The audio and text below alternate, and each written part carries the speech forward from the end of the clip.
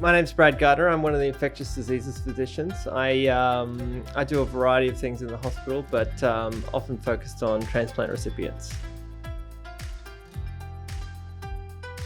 So infections are a real problem in transplant patients.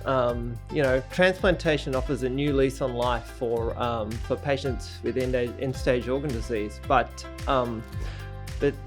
after they have a transplant, they need medications to dampen down their immune systems to prevent rejection, and that increases their risk of often quite severe infections. One of the most common ones is cytomegalovirus, CMV, which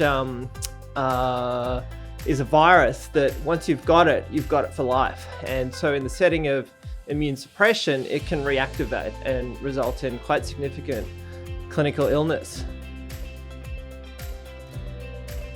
There are different groups of heart transplant patients when it comes to CMV infections. Some of them acquire it from their donor, and some of them have had it prior to their transplant.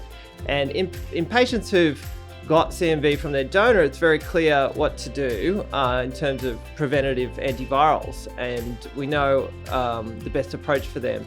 But in the lower risk patients, the best strategy for antivirals has been a little less clear. So we noticed that several of these patients were getting sick with CMV quite early post-transplant.